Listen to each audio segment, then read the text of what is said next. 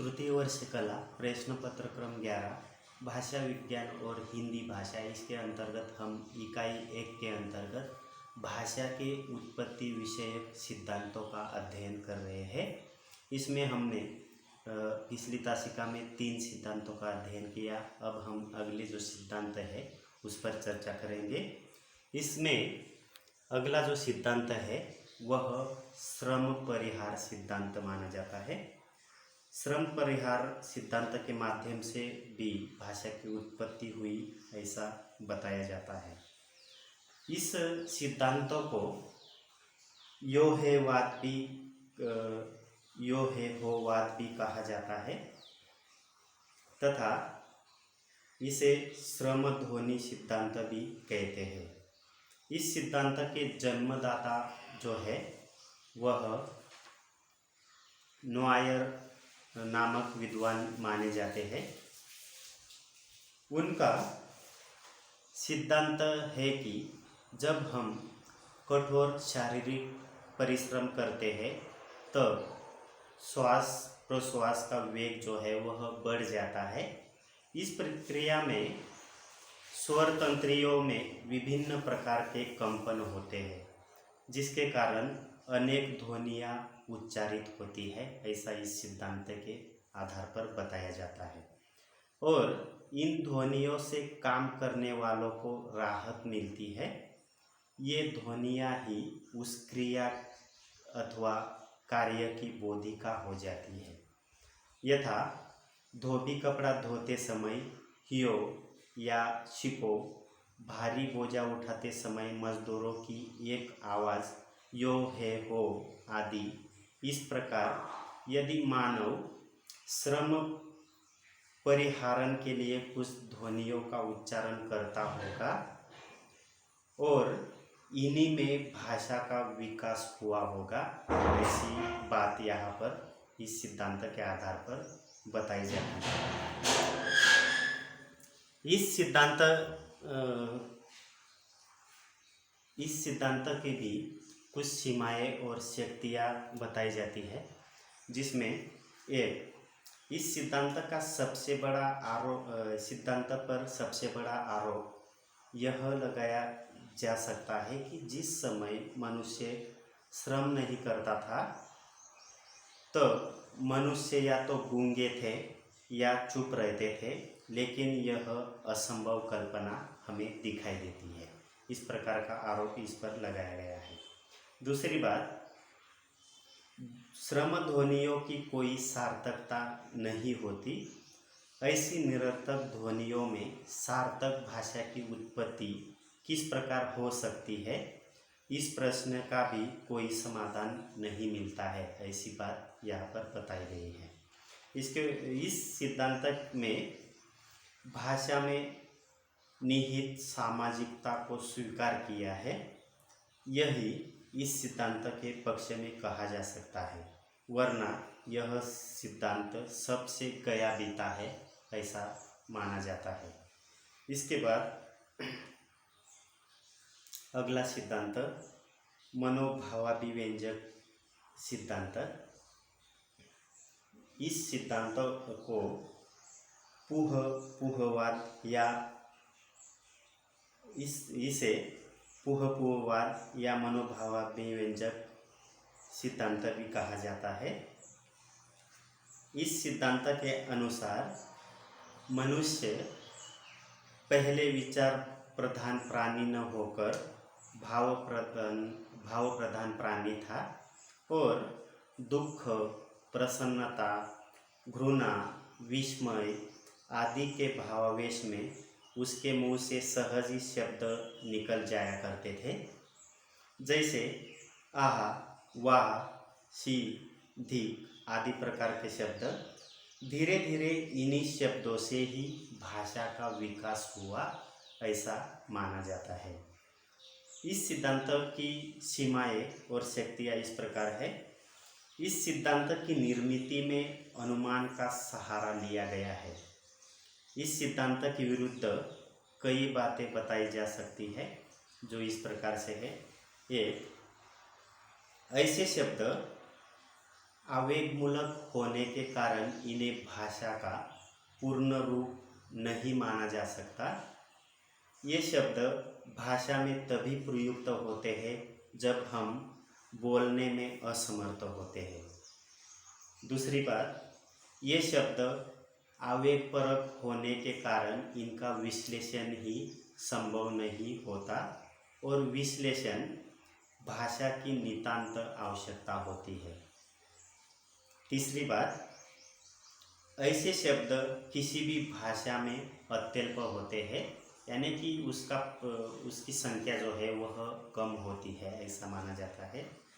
अगली बात, विभिन्न भाषाओं में इस प्रकार के शब्दों की एक रूपता भी दिखाई नहीं देती, यह भी मत यहाँ पर दिखाई देता है।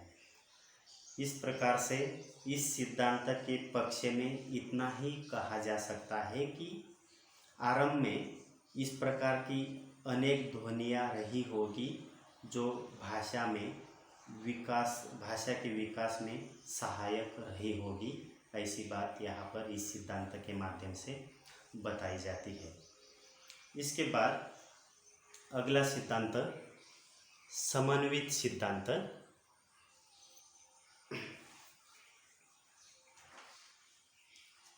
जिसे समन्वय सिद्धांत के रूप में भी जाना जाता है। समन्वय सिद्धांत का प्रतिपादन प्रसिद्ध भाषा वैज्ञानिक स्वीट महोदय ने किया है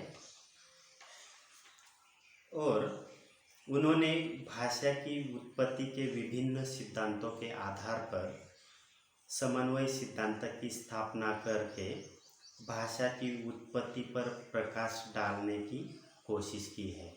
स्वीट महोदय के अनुसार भाषा प्रारंभिक रूप में भाव संकेत या इंगित और ध्वनि समुदाय दोनों पर आधारित थी, ऐसा इसका मानना है। ध्वनि समुदाय के आधार पर ही शब्दों का आगे विकास हुआ, ऐसा इनका मानना है। अब यह विद्वान स्वीट के अनुसार वह बताते हैं कि प्रारंभ में 3 प्रकार के शब्द समूह थे, जिसमें अनुकरणात्मक, भावावेश व्यंजक और प्रतीकात्मक, यह 3 प्रकार के शब्द समूह पहले बहुत प्रचलित थे। तीसरे प्रकार के शब्दों का भाषा के विकास में महत्वपूर्ण स्थान वह मानते हैं। उदाहरणार्थ, बच्चा माँ बाप के होठों का अनुकरण करके होठ चलाने का प्रयत्न करता है, यह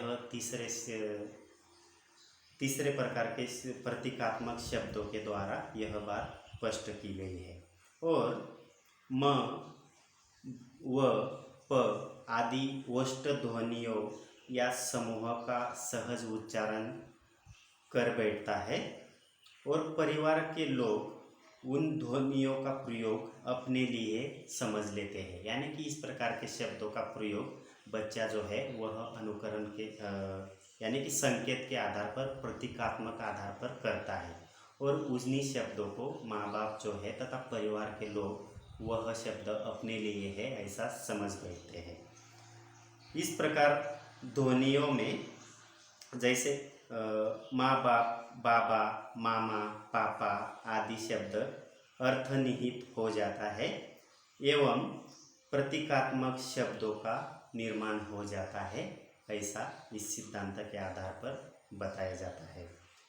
कुछ शब्द ऐसे भी है जो 2 वर्ग के अंतर्गत आते हैं। उदाहरणार्थ, खुश शब्द भाव व्यंजक होता हुआ भी अंशतः प्रतीकात्मक है, ऐसा बताया जाता है।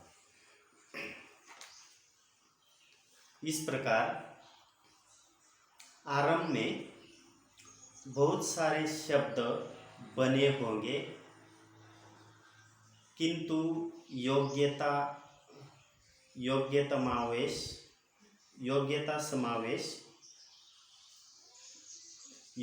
के अनुसार यह सिद्धांत शब्दों पर योग्यतावश का सिद्धांत शब्दों पर भी लागू होता है इस कारण बोलने, सुनने और अर्थ को व्यंजित करने वाले शब्द ही अवशिष्ट रह गए और आवश्यकतानुसार नए सादृश्य आदि के आधार पर निर्मित होते रहे, ऐसा माना जाता है।